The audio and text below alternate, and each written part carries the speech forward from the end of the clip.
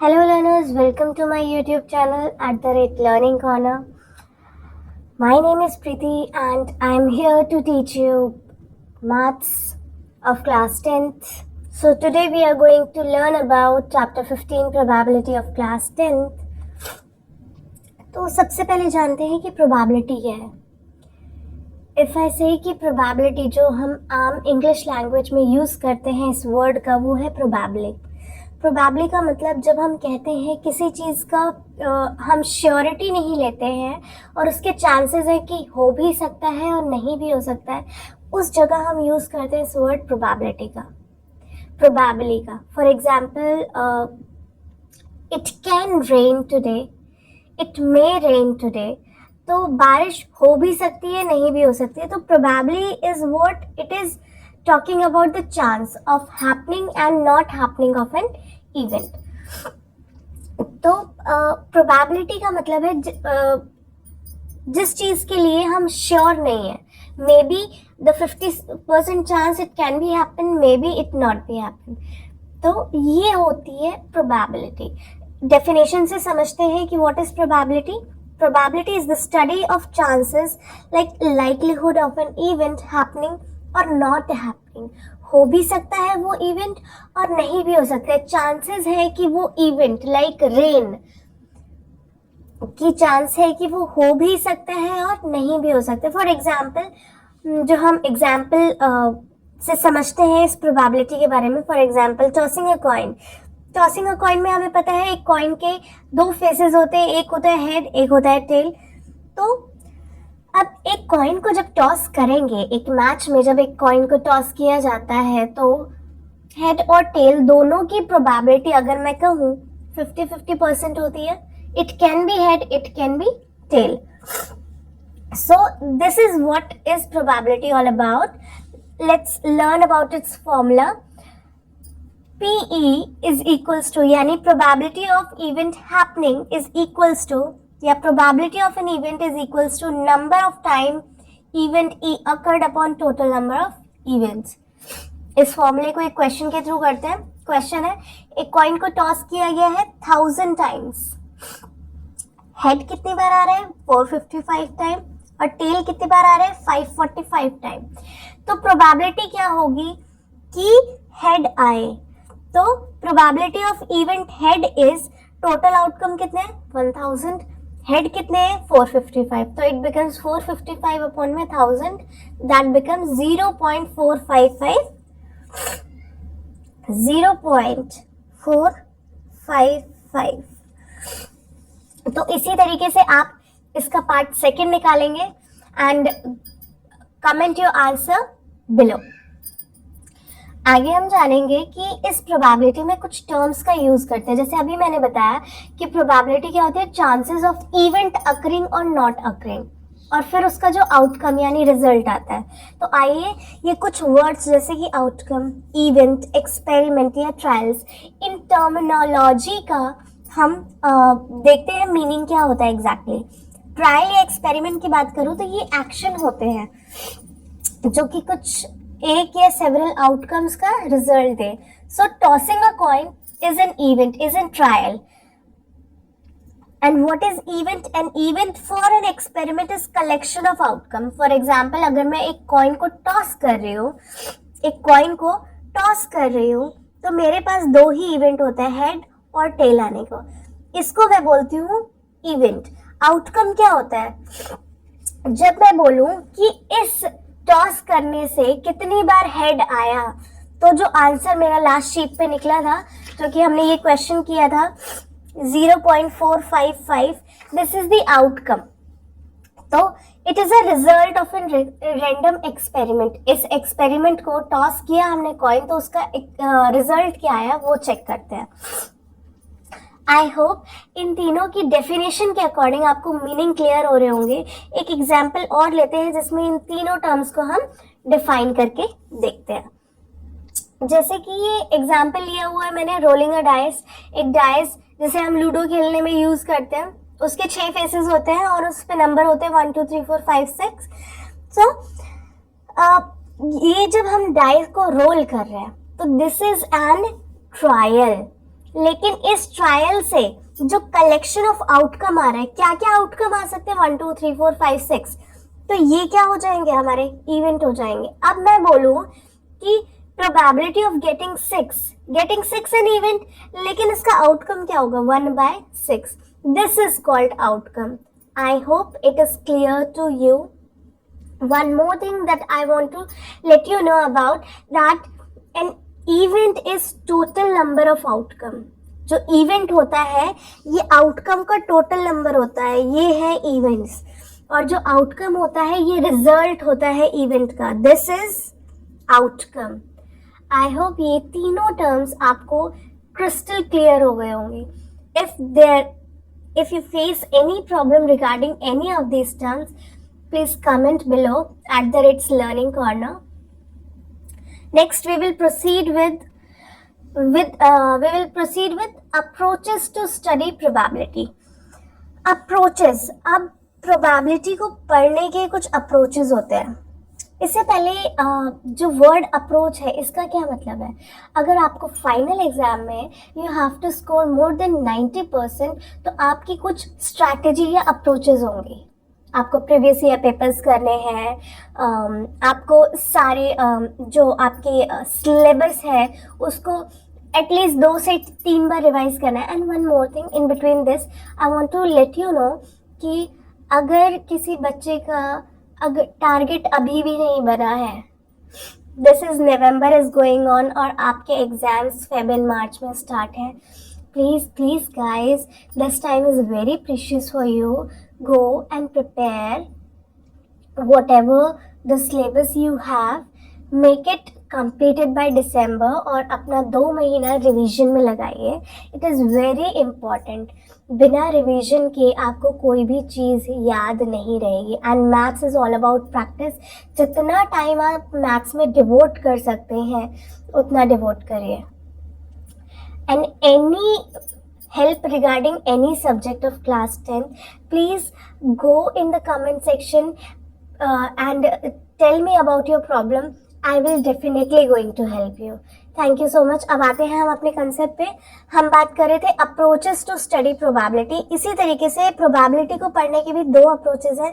एक है एक्सपेरिमेंटल, उसको हम एम्पेरिकल भी बोलते हैं, और दूसरा है थ्योरेटिकल।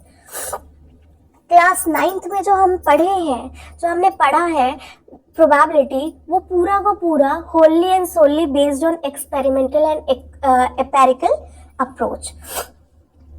तो जो ये एक्सपेरिमेंटल अप्रोच है ना, देखो नाम में ही कह रहा है कि हम ये वो अप्रोच लगा रहे हैं जिसमें एक्सपेरिमेंट क्या होता है, हिट एंड ट्रायल करके।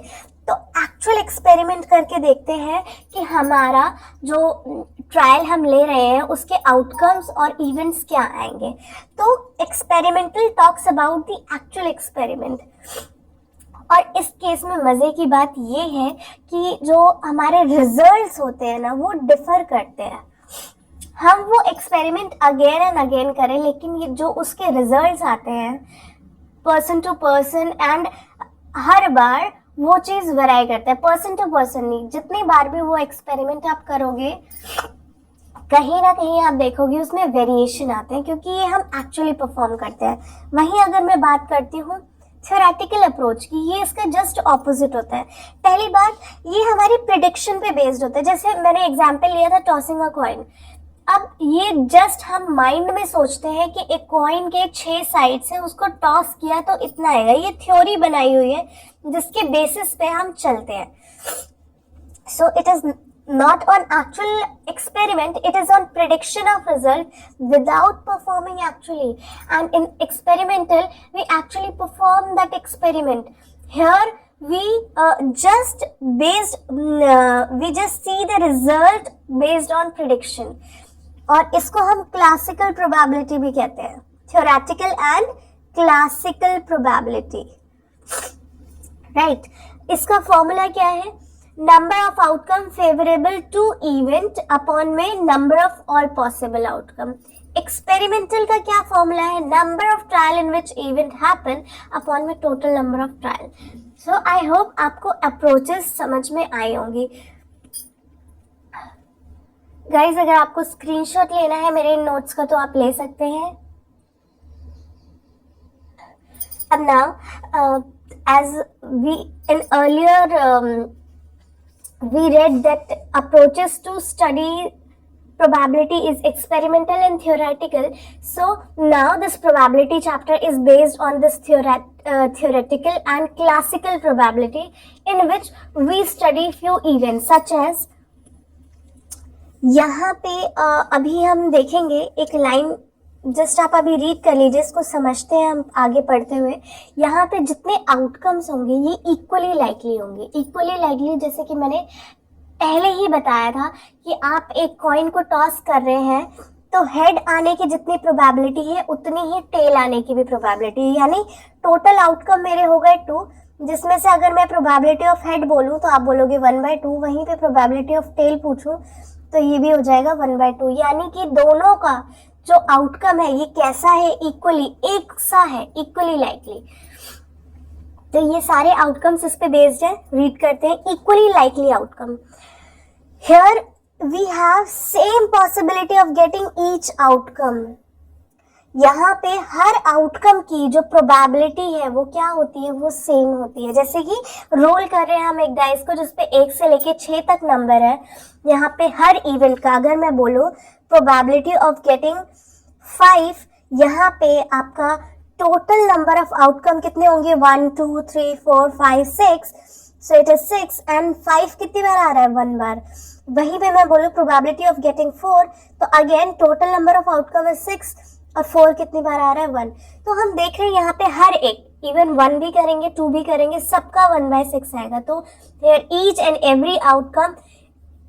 every outcome has the same probability, so these events are known as equally likely outcome। I hope ये आपको समझ में आएगा। हम क्वेश्चन करेंगे तो ये चीजें और क्लियर होंगी। Next, not equally likely. Equally likely यानी एक जैसे ही, जब हम इवेंट कर रहे हैं जो उसके आउटकम आ रहे हैं, जो उसका रिजल्ट आ रहा है उस इवेंट को परफॉर्म करने के बाद, वो एक सा आ रहा है। लेकिन नॉट इक्वली लाइकली में do not have same possibility, same possibility नहीं होती। कैसे, जैसे कि मान लीजिए ये एक जार है, जार के अंदर मैंने 3 रेड बॉल्स रखी हैं और 2 ब्लू बॉल्स रखी है। अब मेरे को सबसे पहले ये बताइए कि रेड बॉल की प्रोबेबिलिटी है कितने आने की। टोटल नंबर ऑफ बॉल्स हमारे पास, यानी टोटल नंबर ऑफ आउटकम्स कितने हैं, possible outcomes 1 2 3 4 5, it is 5। Red balls कितनी है, कितनी आ सकती हैं, 3 आ सकती है। वहीं पे अगर मैं ब्लू बॉल की बात करूं तो ये आप मेरे को बताएंगे, टोटल बॉल्स है हमारे पास, again number of total outcome is 5, blue आने के चांसेस मेरे पास 2 है। तो probability of red is 3/5 whereas probability of blue is 2/5। तो यहाँ पे जो आउटकम है ये एक जैसा नहीं है, तो it is not equally likely. Next event is elementary event. Elementary event, when event has only 1 possible outcome. जब किसी इवेंट का सिर्फ और सिर्फ एक पॉसिबल आउटकम निकल के आता है, ओनली 1 पॉसिबल आउटकम। समझते हैं हम इसको एक एग्जांपल से। तो एलिमेंट्री इवेंट में हमने क्या पढ़ा कि जब इवेंट का सिर्फ एक पॉसिबल आउटकम है। फॉर एग्जांपल मैं एक कॉइन को टॉस कर रही हूँ, टॉसिंग अ कॉइन। तो जब मैं टॉस कर रही हूँ एक कॉइन को, तो मेरे को ये बताइए कि इसमें आउटकम कौन कौन से होंगे। आउटकम मेरे होंगे, एक हेड होगा और एक होगा टेल। जब मैं एक बार टॉस कर रही हूँ, एक बार 1 टाइम, तो या तो हेड आएगा या तो टेल आएगा। तो मैं बोलूँ probability of head is 1 upon में total possible outcome that is 2, ये होगा। या प्रोबेबिलिटी ऑफ टेल बोलूँ तो ये भी क्या होगा, 1/2 होगा।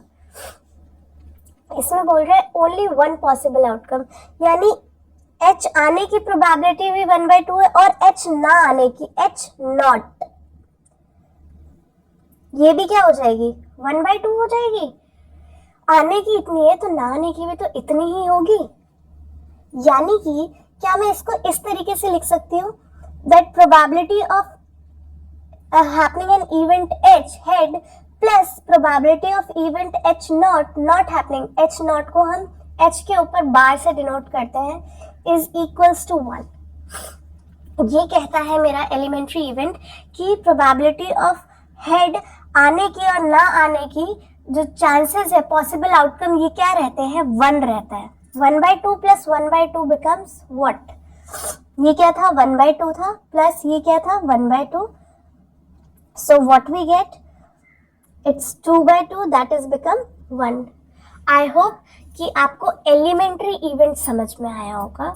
Next proceed with the general form. जैसा कि मैंने ऑलरेडी आपको एग्जाम्पल में समझाया है, तो जनरल फॉर्म से भी समझते हैं कि प्रोबेबिलिटी ऑफ हेड कितना था मेरा, 1/2 था प्रोबेबिलिटी ऑफ हेड। वहीं पे प्रोबेबिलिटी ऑफ टेल मेरा कितना था, अगेन 1/2। प्रोबेबिलिटी ऑफ हेड, मैं बोलूं प्रोबेबिलिटी ऑफ टेल को मैं इस तरीके से भी तो कह सकती हूँ कि प्रोबेबिलिटी ऑफ H0, दो ही चांसेस है आने के, दो ही फेसेस है, एक हेड है एक टेल है।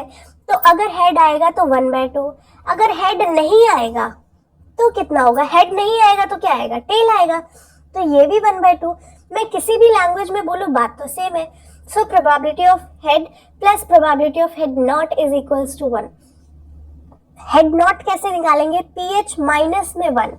तो मेरे पास क्या है, PH कितना दिया हुआ है, plus PH not is equals to 1 है। हम कैसे निकालेंगे, PH है मेरा 1/2, PH नॉट मेरे को दिया नहीं हुआ है, इज इक्वल्स टू 1। तो 1/2 minus 1 is equals to PH not. तो ये मेरा क्या आ जाएगा, 1 माइनस में 2 अपॉन में 2, दैट इज इक्वल्स टू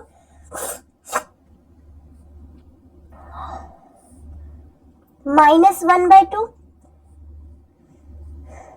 और ये क्या है, -1/2 is equals to minus PH not, minus से माइनस कैंसिल, यानी PH नॉट इज 1/2। या मैं ये कहूँ प्रोबेबिलिटी हेड ना आने की क्या हो सकता है, probability of head not is equals to probability of tail. So what will be the answer, it is 1/2। Am I clear? I hope आपको ये कंसेप्ट, ये जनरल फॉर्मूला समझ में आया होगा। Next is impossible event. Impossible event, no possibility of an event to occur. Possibility ही नहीं है उस इवेंट की अकर करने की, आने की, मतलब कि क्या कहना चाहता है अभी समझाती हूँ। मान लीजिए ये मेरा एक जार है, इस जार में मेरे 4 ग्रीन बलून्स है, स्टोन्स है, 2 रेड है। तो ग्रीन कितनी बॉल्स हैं, ग्रीन बॉल्स ले लेते हैं बलून में, बॉल्स कितनी है, 4 है। और रेड बॉल्स कितनी है मेरी, 2 है। मेरे को बताइए, अगर क्वेश्चन पूछे प्रोबेबिलिटी ऑफ ब्लू बॉल्स, क्या इसमें ब्लू बॉल्स है? जब ब्लू बॉल्स है ही नहीं तो उसकी प्रोबेबिलिटी कैसे करेंगे?